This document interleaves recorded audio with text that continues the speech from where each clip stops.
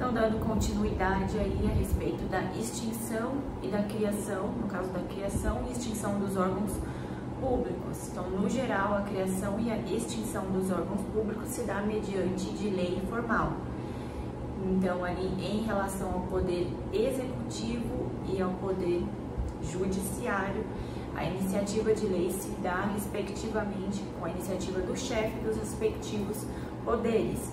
No caso do poder executivo, se dá mediante ao chefe desse respectivo poder, ou seja, do presidente da República, e no caso do poder judiciário, se dá também ao chefe desse poder, relativamente aí ao Supremo Tribunal Federal. Também o Ministério Público e o Tribunal de Contas, eles também têm aí a prerrogativa de dar início ao processo de iniciação legislativa. Agora, segundo aí o entendimento, no caso do poder legislativo, não precisa ter a criação, né, de lei, não precisa ser tomada a iniciativa de criação de lei, sendo aí prerrogativa das respectivas casas se organizarem aí e efetuarem as suas leis. Então, vamos ver aí o que diz respeito à Constituição Federal, o artigo 61 do caput 1º, inciso 2º da linha E. Constituição Federal de 88, artigo 61, caput 1º, são de iniciativa privada do Presidente da República as leis de criação e extinção de ministérios e órgãos da administração pública, observando o disposto no artigo 84, 6º. Então, no âmbito do Poder Judiciário, a iniciativa de lei ela cabe ao chefe desse respectivo poder, no caso, como eu havia dito, principalmente a partir do Supremo Tribunal Federal, também aos tribunais superiores e aos tribunais de justiça. Isso está inerente com o que diz aí a Constituição Federal de 88, do artigo 96, o inciso 2º das linhas C e D. Então, vamos ver o que diz aí o respectivo artigo. Constituição Federal de 88, artigo 96, compete privativamente, segundo ao Supremo Tribunal Federal, aos tribunais superiores e aos tribunais de justiça, propor ao Poder Legislativo respectivo, observado o exposto no artigo 169, criação ou extinção dos tribunais inferiores e alteração da organização e da divisão judiciárias. Agora, no caso específico do Poder Legislativo, segundo o entendimento aí do autor, aí do José dos Santos Carvalho Filho, ele entende que não é necessária a criação de lei, né? Eles não precisam efetuar aí a iniciativa de criação de lei, mas eles têm aí autonomia para se organizar aí legislativamente, né? Isso também é o que condiz, é o que está aí no texto constitucional da Constituição Federal de 88, do artigo 51, 4º, e o artigo 52, 13. Então, vejamos o que diz aí o respectivo texto. Constituição Federal de 88, artigo 51, compete privativamente à Câmara dos Deputados, 4º, dispor sobre sua organização, funcionamento, polícia, criação, transformação e extinção dos cargos, empregos e funções de serviços e a iniciativa de lei para a fixação da respectiva remuneração, observados os parâmetros estabelecidos na Lei de Diretrizes Orçamentárias. E o artigo 52 compete privativamente ao Senado Federal, 13, dispor sobre sua organização, funcionamento, polícia, criação, transformação ou extinção dos cargos, empregos e funções de seu serviço e a iniciativa de lei para a fixação da respectiva remuneração, observados os parâmetros estabelecidos na Lei de Diretrizes Orçamentárias. E na Constituição Federal de 88, artigo 73, ali também do caput, ele diz que os tribunais de contas também têm ali a prerrogativa de dar o início aí de lei. Então, veremos o que diz a Constituição do artigo 73. Constituição Federal de 88, artigo 73. O Tribunal de Contas da União, integrado por 9 ministros, tem sede no Distrito Federal, quadro próprio de pessoal e jurisdição em todo o território nacional, exercendo no que couber as atribuições previstas no artigo 96. Então, no sentido geral aí da criação e extinção dos órgãos públicos, é necessária a iniciativa de lei, para a criação e extinção desses respectivos órgãos. Somente no caso específico do poder legislativo não é necessária a criação de leis, sendo que esses poderes ele tem autonomia aí de criar leis, de se organizar legislativamente, é o que está aí na Constituição Federal de 88, né? E também segundo o entendimento aí do autor aí, do José dos Santos Carvalho Filho, né? Somente em específico o poder legislativo. E aí falando um pouco no caso da capacidade processual dos órgãos públicos. Então, os órgãos públicos eles não possuem a capacidade processual por eles não terem a personalidade jurídica própria. Então, a capacidade, ela diz respeito à própria entidade a que esses órgãos pertencem.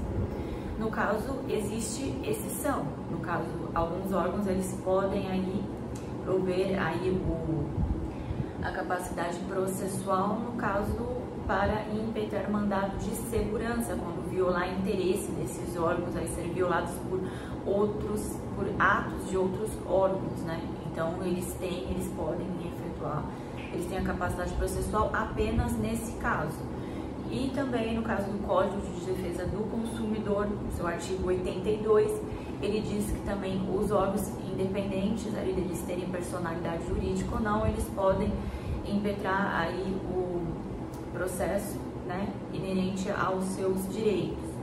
Então, ele diz especificamente que, no inciso 3º, que são legitimados, né, para promover a liquidação e a execução de indenização as entidades e órgãos da administração pública direta ou indireta, que sem personalidade jurídica, especificamente destinados à defesa dos interesses e direitos protegidos por este Código. Então, apenas nesses dois casos, né, para impetrar mandado de segurança, para proteger seus direitos, né, mediante atos de outros órgãos, ou em relação aí à defesa, o Código de Defesa do Consumidor. São essas duas exceções. E com relação à atuação funcional, os órgãos se dividem em simples e colegiados. Então, os órgãos simples, no caso das decisões, elas são tomadas pela iniciativa de apenas um agente. No caso aí, podemos ter como exemplo o Poder Executivo, que as decisões são tomadas pelo Presidente da República. E os órgãos colegiados, as decisões, elas dependem de outros membros, né? Dependem de todos os membros e não de só uma pessoa. Então, por exemplo, aí a Câmara dos Deputados, o Senado Federal. Mais uma observação, no caso dos órgãos singulares, eles podem ser compostos por mais de um agente, mesmo as decisões sendo tomadas por apenas um agente. Então, tem essa observação. E quanto à posição estatal, eles se dividem em três. No caso, os órgãos independentes, os órgãos autônomos e os órgãos superiores, né? Então, os órgãos independentes, eles são aqueles prescritos na Constituição Federal que representam os três poderes. Aí, no caso, a Presidência da República, a Câmara dos Deputados, o Senado Federal, Supremo Tribunal Federal, Supremo Tribunal de Justiça, demais tribunais. Também inclui o Ministério de Contas da União dos Estados e Municípios e também o Ministério Público, né? São os órgãos independentes. Logo abaixo, temos os órgãos autônomos, que eles se situam abaixo dos órgãos independentes, auxiliando eles diretamente. Eles possuem aí autonomia administrativa, financeira, mas eles não possuem independência, né? Sendo subordinados aí aos órgãos independentes. Então, no caso, podemos citar os ministérios e as secretarias. Também temos os órgãos superiores, né? No caso, eles têm todas as atribuições aí de direção, de administrativa, de decisão, mas eles sofrem aí a hierarquia, né? Eles têm aí eles não têm autonomia, né, de independência, e eles sofrem aí o processo de hierarquia dos órgãos que estão situados acima deles, né? Então, os exemplos seriam as procuradorias, os gabinetes. Também temos os órgãos subalternos, burocráticos, ativos, consultivos e de controle.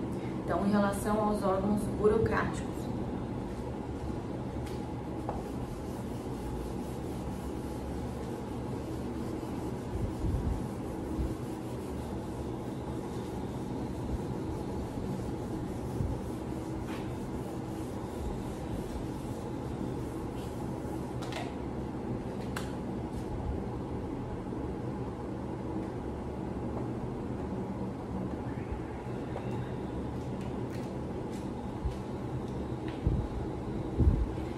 os órgãos burocráticos são aqueles que eles estão ali, no caso, a cargo de uma só pessoa física, ou no caso de várias pessoas físicas, só que numa estrutura de hierarquia vertical.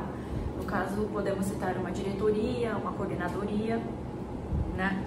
No caso em que são várias pessoas ligadas, que fazem parte aí, fazendo um contraponto aos órgãos colegiados.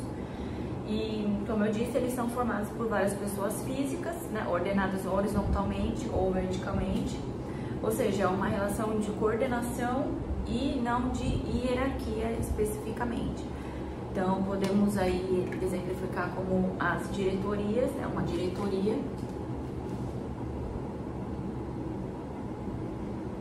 em que existe vários agentes numa estrutura de hierarquia horizontal ou vertical.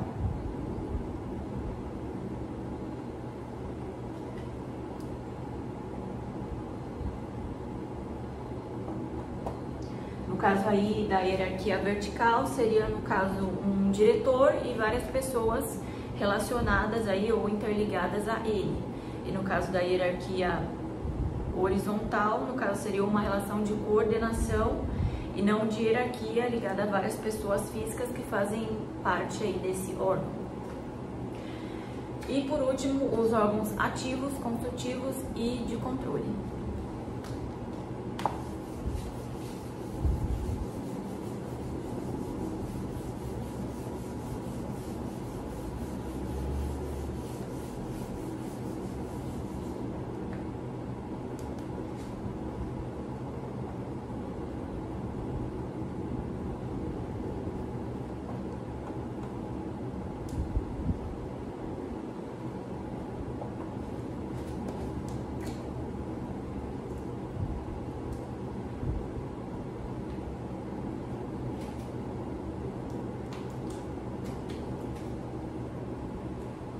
Então, no caso, esses órgãos, eles têm ali, no caso, uma perspectiva, uma relação apenas de desenvolvimento de uma administração ativa, né? Por exemplo, de uma atividade consultiva ou de controle sobre os outros órgãos, né?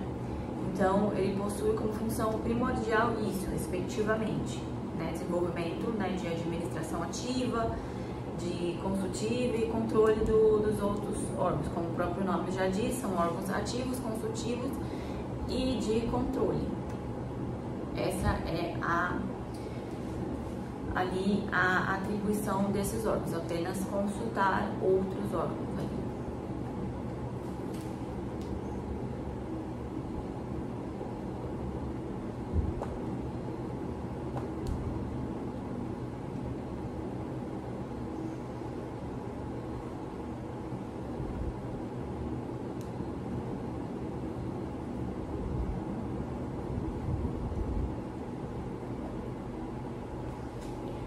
Ok? Então, aqui em relação aos órgãos eu finalizei esse vídeo. No próximo vídeo eu estarei aí comentando a respeito da administração indireta.